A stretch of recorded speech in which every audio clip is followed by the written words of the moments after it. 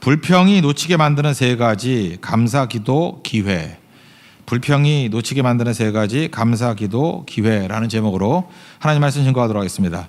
하나님의 때가 있다라는 거 우리가 다 알고 있습니다. 우리 생각과 하나님 생각이 다르고, 우리 시간과 하나님의 시간이 다르고, 우리 때와 하나님의 때가 다르다는 것입니다. 그래서 주님의 시간에 그 찬양 보면 He makes all things beautiful in His time. 하나님의 시간이 있는데 그때 all things, 모든 것들을 아름답게 만드는 그 타이밍이 있다라는 거예요. 그러니까 우리는 잘 모릅니다, 그거를. 로마서 8장 28절의 표현에 의하면 합력하여 선을 이룬다 그러죠. 그러니까 합력하여 선을 이룬다는 것은 하나님의 시간에 이루어지는 거잖아요. 우리는 잘 모릅니다. 그래서 하나님의 시간을 받아들인다는 것은 우리 쪽의 입장에서는 인내예요, 인내. 하나님의 때가 이루어질 때까지 기다리는 거잖아요. 그래서 인내를 이루어야 열매를 거둘 수 있다는 것입니다. 근데 오늘 야고보서를 보면은 그 인내할 때 제일 큰 방해가 되는 것이 뭐냐 하면은 여기 보니까 서로 원망하지 말라 그랬잖아요. 원망이라는 것입니다. 또 다른 말은 불평이고, 우리가 일상적으로 뭐 탓하기라 그러죠. 탓하기. 그러니까 오늘은 불평과 인내와의 관계, 이걸 좀 살폈으면 좋겠어요. 그러니까 인내해야 된다. 그런데 뭐 구호갖고 되는 게 아니잖아요. 그 성도들 보면은 인내로서 열매 거두는 것까지 가는 것이 목회 아닙니까? 성도들이 다 그렇게 가기를 원하잖아요. 근데 인내하다가 넘어지는 경우가 있잖아요. 그 언제 넘어지느냐 하면은 불평할 때부터 넘어지는 거예요. 가정도 잘 살다가 이게 뭐 어려움 없는 가정이 어디 있겠습니까? 근데 언제 이게 팍 터져버리냐면 말로써 불평하기 시작할 때부터, 탓하기 시작할 때부터 이게 무슨 뭐 폭탄 터지듯이 막 터져나가는 거예요. 그래서 인내 못합니다. 원망하기 시작하고 불평하기 시작하고 탓하기 시작하면요, 하루를 못 버텨요. 그래서 맨날 목사한테 12시인데 잠깐만 자기 집에 와달라 그래. 지가 오지. 그거 왜 그런지 알아요? 그 원망하면요, 인내가 안 돼, 인내가. 그 아침까지도 못 기다려요. 그냥 끝이래요, 지금이. 10분도 못 기다린대요. 그러니까 인내에 있어서 가장 큰 장애물이 되는 것은 불평이라는 것입니다. 원망, 불평. 이거 반드시 깨야 된다는 거예요. 이 탓하기를 벗어버려야 된다는 것입니다. 근데 우리 탓한다는 거 한번 생각해 보세요. 원망하고 불평한다는 거. 이 마음속에서 탓하지 않는 사람은 없겠죠. 왜 그런가 하면요, 내 영향력 밖에서 벌어지는 일들이 많기 때문에 그래요. 그러니까 내가 뭐 컨트롤 해가지고 내가 할 수 있는 거라 그러면 원망 안 하잖아요. 근데 내 영향력 밖에서 너무나도 많은 일들이 이루어집니다. 그러니까 탓할 수밖에 없죠. 그러니까 오히려 뒤집어서 나는 탓해 본 적이 한 번도 없어요. 그런 사람이 오히려 교만한 것입니다. 그 탓하지 않는 사람을 제가 봤어요. 그 모든 것을 내 손으로 다 하겠다고 하는 사람. 이 사람은 탓하지 않아요. 김정은이는 탓하지 않을 것 같아. 내가 다 끝내버리겠다 뭐 이러니까. 그게 교만이죠. 근데 내 손으로 되는 게 없잖아요. 이게 내 영향권 밖에서 벌어지는 일들이 많이 있으니까, 타인에 의해서 이루어지는 일들이 있고, 다른 사람이 결정하고 다른 사람의 의지에 있어서 이게 이루어지는 일들이 너무너무 많으니까 우리 마음 가운데 탓하는 게 있죠. 우리도 뭐 흙수저라 그러는 게 일종의 탓하는 거 아니에요? 그죠? 이게 왜 난 그렇게 태어났나? 이게 내가 뭐 컨트롤 된 게 아니잖아요. 뭐 이런 것들이 있다라는 것입니다. 근데 성경은 뭐라 그러냐? 9절 보니까 서로 원망하지 말라 이렇게 얘기를 합니다. 그러니까 이건 무슨 얘기냐?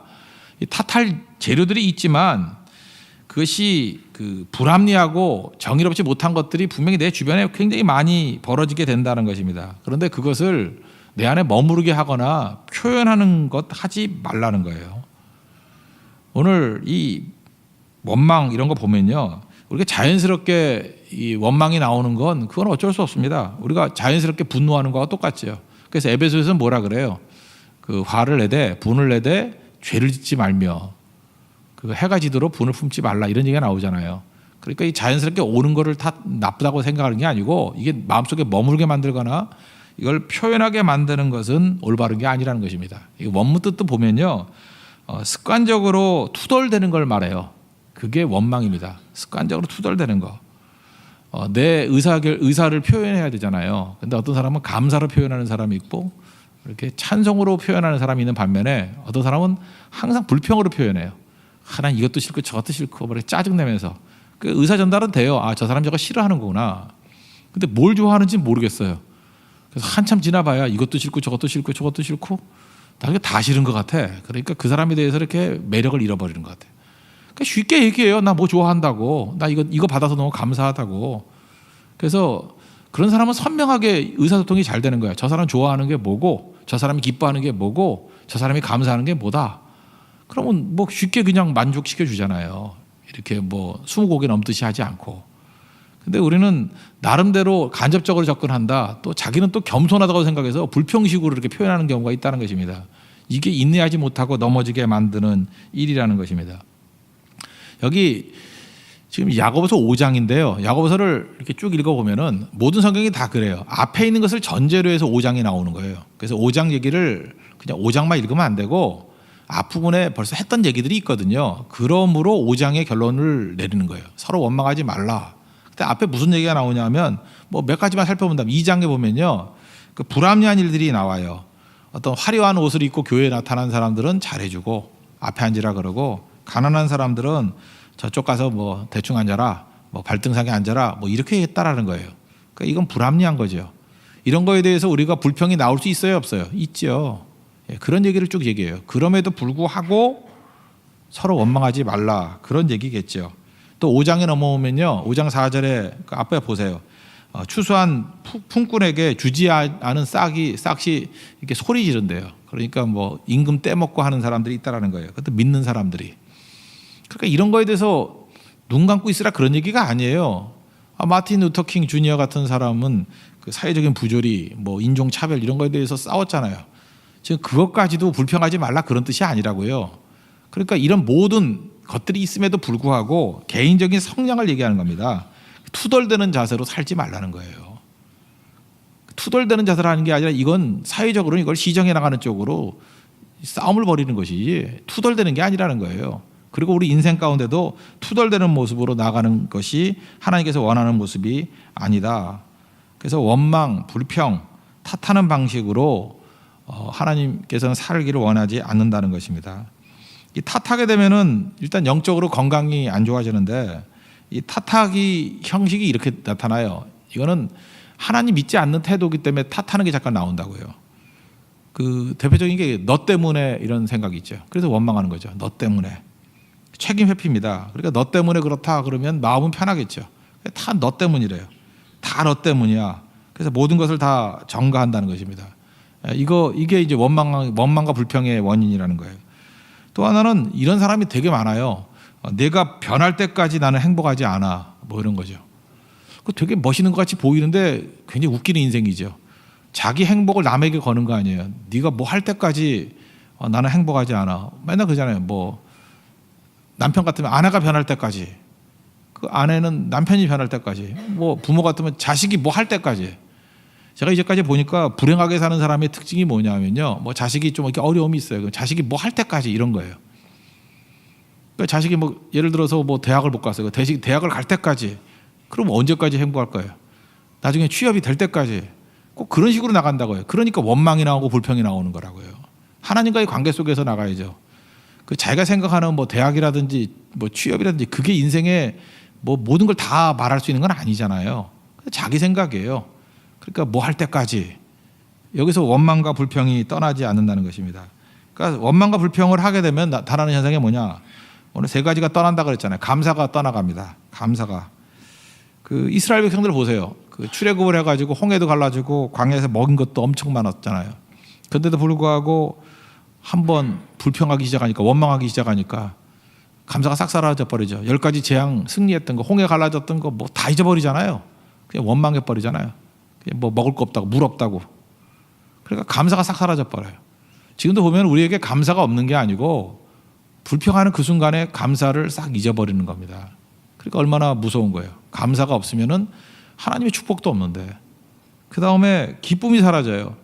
사실은 그 기쁨이 없고 이렇게 우중충하게 살아가는 사람의 이유가 뭐냐면 불평하기 때문에 그래요. 투덜이치고 기쁜 거 봤어요? 항상 우울하죠.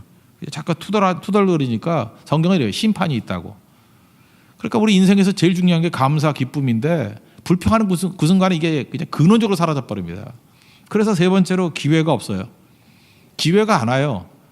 자꾸만 감사해 보세요. 기회가 와요. 자꾸만 기뻐해 보세요. 기회 준다니까요, 그런 사람에게. 근데 불평하면 기회가 사라지게 된다는 것입니다. 근데 더 문제가 되는 건 뭐냐면 불평이 이게 인격이 돼버려요. 그래서 그 사람은 불평하는 사람이 돼버린다는 것입니다. 그 사람에게 감사도 없고 기쁨도 없고 기회도 없고 그러니까 아무것도 아닌 인생이 돼버리는 거죠. 우리 그러잖아요. 뭐가 될 때까지, 환경이 변할 때까지. 이거 아니라니까요. 그냥 불평하는 거 중단하십시오. 그리고 중단하면 감사가 나오고요, 기쁨이 나오고 기회가 온다니까요. 그래서 변화가 되는 거죠. 사실 불평할 수 있는 기회가 제일 많았던 사람은 요셉이죠. 요셉을 한번 생각해 보세요. 이 불평이랑 관점을 놓고 볼 때 형들이 자기 팔았잖아요. 배신당하고 그다음에 뭐 억울하고 그러지 않아요? 요셉만큼 억울한 인생이 어디 있어요?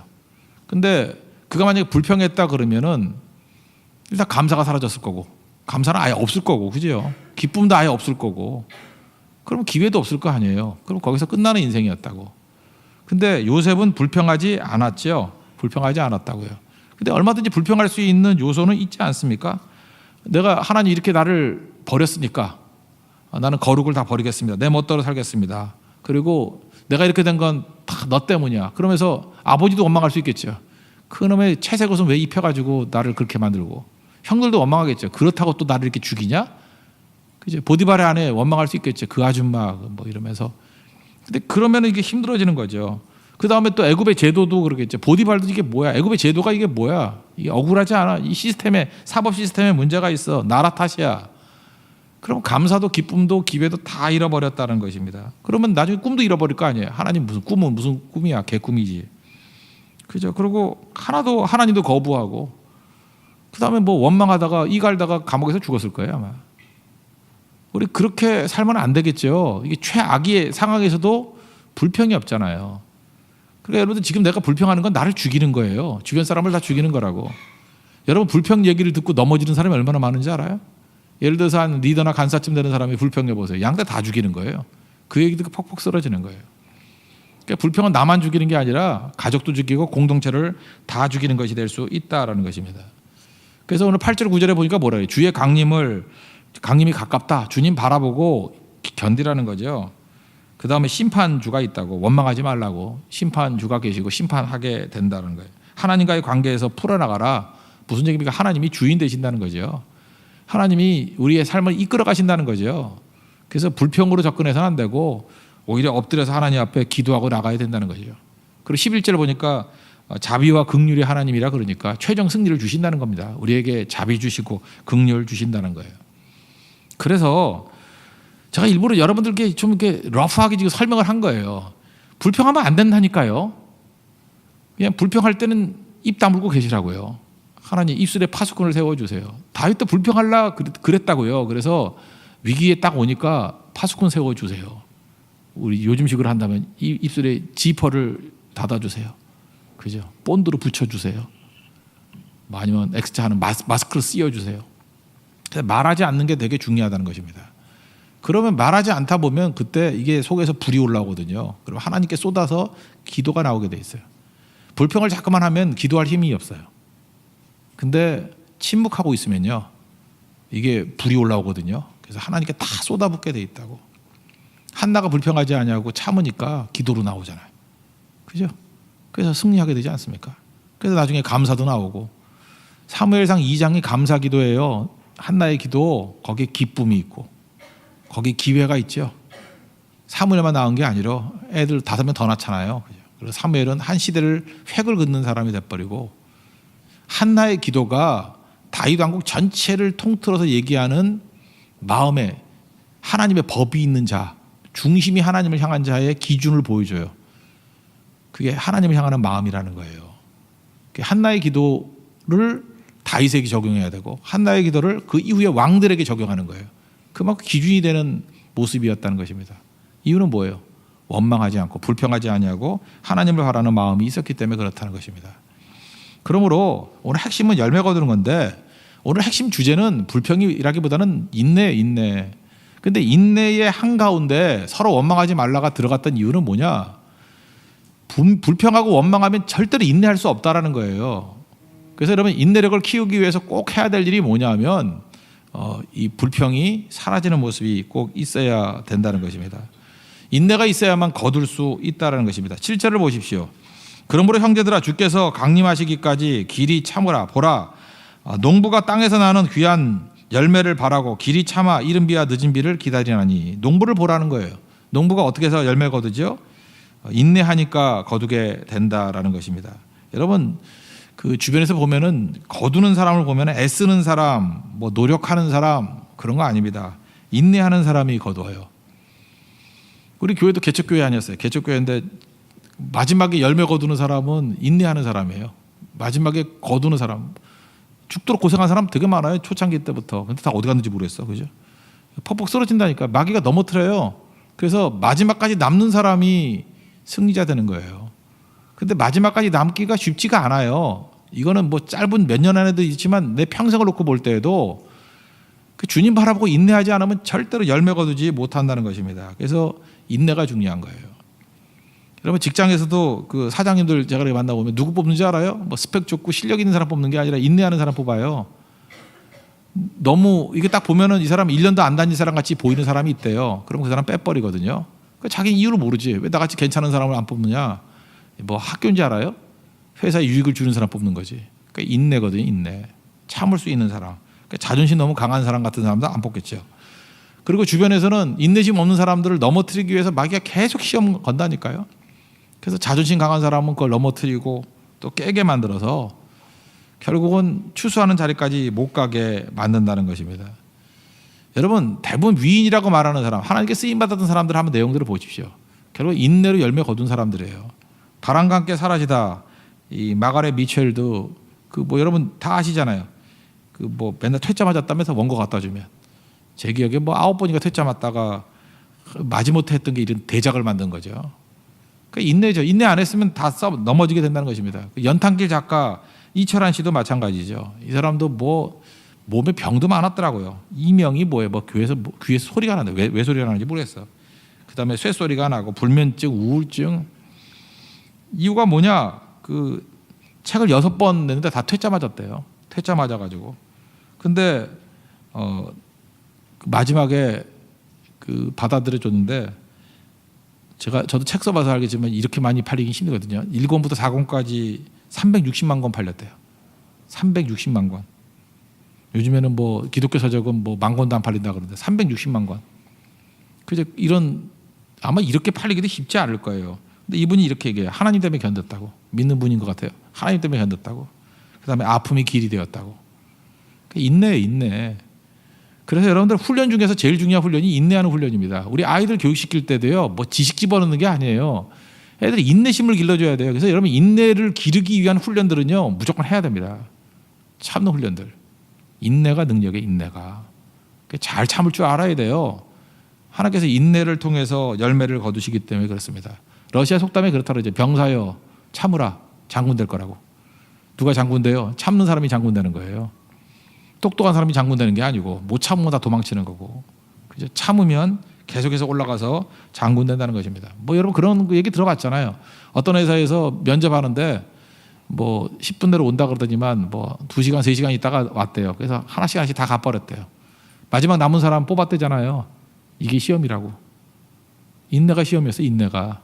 뭐 그런 회사가 또 있는지 모르겠지만 그죠? 우리 가운데 제일 중요한 게 인내라는 거. 인내할 때 열매 거두게 된다는 것입니다. 어떻게 주님 앞에 인내할 수 있습니까? 흔들리지 않아야겠죠. 주님을 향한 믿음이겠죠. 그래서 8절을 보세요. 너희도 길이 참고 마음을 굳건하게 하라. 주의 강림이 가까우니라. 그러니까 마음을 굳게 하는 거죠. Stand firm. 흔들리지 않는 믿음 주시옵소서. 그러니까 주님 바라보고 고정시키는 마음이겠죠. 그러면 잘 보세요. 우리 두 가지예요. 주님께 고정시키는 마음이 있고 나에게 고정시키는 마음이 있어요. 그러니까 나한테 고정시키는 마음을 뭐라 해요? 자존심에 인생 거는 사람. 그래서 그 여자분들이 그 감정 기복이 커가지고 손해 보는 게 얼마나 많아요, 그죠? 난 여자들 보면서 저렇게 저 좋은 인재가 왜 저런 감정 컨트롤이 안 될까 이렇게 생각되는 사람 많아요. 남자들 가운데도요, 이렇게 실력은 있는데 감정 컨트롤이 안 돼가지고 그냥 나고드는 사람 되게 많아요. 저 많은 자질을 가지고 왜 저러고 살까? 이유가 뭐냐? 자존심이기 때문에 그래. 자기 감정의 기준을 두기 때문에 감정은 기복이 있잖아요. 정과 욕심은 십자가에 못 박았느니라 그러잖아요. 정과 욕심이 뭐겠어요? 그게 자존감이거든요. 자존심이거든요. 근데 하나님께 중심을 두는 분들은 하나님은 움직이지 않잖아요. 그러니까 주의 강림이 가깝다. 주님 바라보고 마라나타 하고 살아가면 흔들리지 않는다는 것입니다. 그러므로 여러분 믿음이라는 게 뭐냐면 목회라는 게 뭐냐면 모든 성도들을 하여금 하나님 바라보고 그냥 하나님께 고정된 인생을 살게 만드는 거예요. 그럼 흔들리지 않아요. 그게 마음을 굳게 하는 거예요. 잠깐 주변 사람 쳐다보고 자기 감정의 기복에 인생 걸지 말고요. 하나님이 된다 그러면 먼 시야를 가지고 있으면 안 흔들리잖아요. 그리고 살아가는 것. 그게 하나님께서 원하시는 모습이라는 것입니다. 그리고 또 얘기하지만 또 불평할 마음이 생기면 불평하면 안 돼요. 절대로. 왜냐하면 원망하는 그 순간 힘이 쫙 빠져버리거든요. 여러분 원망해 보셨죠? 불평해 보셨죠? 온 힘이 이 다리 밑으로 다 빠져버려요. 침묵해야 돼요. 말하지 않는 사람이 쓰는 거예요. 쓰임 받는 거라고요. 여러분 조금만 이렇게 능력 있는 사람들도 바라보면 어떤 사람을 바라보고 원망하는 사람은 절대 쓰지 않습니다. 쓰지 않는 이유가 뭐냐? 그 에너지가 나오질 않아요. 주변 사람들 다 나고되게 만들고. 그러니까 원망하는 사람들은 밥도 좀 많이 먹어야 돼. 그럼 맨날 지쳐 있어요. 왜냐하면 힘이 없기 때문에. 그래서 주님 바라볼 때 기도하게 되고 기도하게 될 때 인내하게 되는 거잖아요. 그럴 때 승리하게 된다는 것입니다. 또 한 가지 팁이 뭐냐면 불평만 할 뿐만 아니라 또 맹세하지 말라 그랬죠. 12절 한번 보세요. 내 형제들아 무엇보다도 맹세하지 말지니 하늘로도 땅으로도 뭐 아무것도 맹세하지 말라. 뭐 이런 얘기가 나오죠. 왜 그러냐면 사람이 급하면요. 이렇게 원망만 하는 게 아니라 괜히 지키지도 못할 말들 자꾸만 해요. 그죠? 제일 천박한 게 무슨 헤롯 같은 사람이 있잖아요. 뭐 해주면 뭐 나라의 절반을 주고. 하여튼 왕들 가운데 이런 반푸지 같은 인간들 많아요. 그죠? 뭐 하면 나라 절반 주겠대. 2명 그러면 나라 다 주면 어떡하려고 그래? 그러니까 그걸 안 주겠다는 얘기하고 똑같은 거잖아요. 그러니까 맹세가 그런 거잖아요. 뭐 하면은 자기 능력도 안 되는 걸 거는 거 아니에요. 그게 무너지는 거죠. 그러니까 맹세 자체도 죄악이지만 더 중요한 건 뭐냐면 말만 들은 인생 되지 말라는 거예요. 그러니까 고난이 오거나 어려움이 올 때는 잠깐 말을 하는데 두 가지 잘못된 말이 있다라는 거예요. 하나는 불평이고 하나는 맹세라는 거예요. 그러니까 이렇게 생각하면 돼요. 위기 순간에 어떤 사람이 불평하고 쓸데없이 이렇게 다짐하는 것들이 있죠. 이렇게 맹세하는 스타일의 말을 하는 사람들은 다 엉터리예요. 그건 스스로가 나 무지한 자고 나 모자른 사람입니다라고 말하는 거와 똑같다라는 거예요. 그럼 일단 해야 될 게 뭐냐? 침묵이에요. 침묵하라고요. 불평하지 마십시오. 침묵하십시오. 헛된 맹세하지 마십시오. 침묵하십시오. 침묵하면은 불이 올라온다니까요. 그러면 그때에 가장 강력한 기도에 동인이 생기는 거예요. 그래서 기도하는 거예요. 여러분 아다시피 이제 13절부터 기도 내용 나오는 거 아시겠죠? 모르세요? 그러고 난 다음에 기도가 나오는 거예요. 원망부터 잠재워야 기도에 불이 붙는 거예요. 나는 기도가 잘 안 되는데요. 너 원망만 잔뜩 했으니 기도할 힘이 어디 있어? 나는 하나님 앞에서 이렇게 뭐 기도가 잘 안 돼요. 맨날 자기 혼자 뭐 다짐하고 뭐 내 성을 가느니 손에 장을 지지라느니 손가락이 이제 없어져야 돼 다 그러면 그죠? 뭐 맨날 이런 소리 하고 있으니 성도 바꿔야 돼. 뭐 이씨면 김씨로 바꿔야 되고 뭐 다 바꿔야 돼. 그죠? 그런 소리 하지 말라는 거예요. 그래서 불평하지 않고 헛된 맹세하지 않으면 기도가 나오고요. 찬송이 나온다는 거예요. 그러면 아까 얘기했죠. 불평할 때 없어졌던 감사가 회복이 되고 기쁨이 회복이 되고 마구마구 기회의 문이 열리게 된다는 것입니다. 이게 꼭 필요하다는 거예요. 여러분 이제 9월쯤 되니까 이제 새롭게 또 시작하잖아요. 이제 또 출발하게 되는데 우리를 하여금 이렇게 힘 빠지게 만드는 일들이 되게 많이 있지 않습니까? 그죠? 뭐가 이렇게 잘 안 풀리고 초조하고 이러잖아요. 그때 반드시 우리가 인내하면 거둔다는 거. 농부의 인내를 배우라. 이건 다 알잖아요. 우리가 인내해야 된다. 이거 모르는 사람이 누가 있어요? 주님의 시간에 이루어진다. 이것도 다 알잖아요. 근데 결정적으로 그냥 맨날 실패하는 이유가 뭐냐 하면 인내 못한다의 그 원인이 뭐냐? 그게 불평이라니까요. 그게 탓하는 거라니까요. 그게 원망이라니까요. 이스라엘이 그래서 원망으로 망한 거예요. 우린 그러죠. 원망했다고 뭐 가난에 못 들어가냐? 한번 생각해 보세요. 원망하니까 불평하니까 감사가 사라지고 기쁨이 사라지고 기회가 사라지고 끝났잖아요. 그죠? 이게 불신앙이잖아요. 그러니까 원망하는 사람이 무슨 기도를 하며 원망하는 사람이 무슨 찬송을 하고 감사를 하겠어요. 그러니까 감사도 없고 기쁨도 없고 기회도 없고 광야에서 다 죽었잖아요. 그 우리가 남 얘기냐고요. 그러면 우리가 해야 될 일이 뭐예요? 인내하자가 아니라 불평하지 말라가 돼야죠. 출발은 그거라고요. 이게 방아쇠. 그래서 또 하나 불평하지 말라를 이기기 위해서 해야 될 일은 뭐냐 하면 그게 말뜻을 못 알아듣겠으면은 침묵하라는 거예요. 침묵. 하나님 앞에서 아무리 화가 나도 침묵하고 아무리 부조리해도 침묵하고 그냥 일단 침묵하고 가만히 있어봐요. 이거 못 견디거든요. 그럼 반드시 하나님께 말하게 돼 있어요. 그게 기도라고요. 그래서 기도가 쏟아지기 시작하면 그때부터 하나님과의 영광관계 속에서 사람 바라보지 않아요. 해보세요. 주의 강림이 가까웠다. 주님이 심판하신다. 하나님이 자비와 긍휼을 베풀어 주신다. 다 이게 뭐예요? 하나님과의 관계 속에서 나타나는 용어들이잖아요. 그럼 일어서게 된다는 것입니다. 저는 우리 교회 성도들이 다 열매 거두기를 원합니다. 그죠? 농부가 씨 뿌렸으면 추수까지 거둬야죠. 왜 중간에 넘어지겠어요? 그거 안타까운 일이잖아요. 그러기 위해선 우리 모든 성도들이 그죠? 원망과 불평, 탓하기 앞서 침묵하고 그리고 하나님 앞에 기도하고 또 이게 헛된 맹세 이런 거 하지 말고 하나님 앞에 감사하고 찬송하고 그래서 감사와 기쁨과 기회가 우리 가운데 날마다 문을 여는 우리 승리의 종되는 축복이 임하기를 바랍니다. 예. 모두 자리에서 일어나겠습니다. 아무것도 두려워 말라 찬양하겠습니다.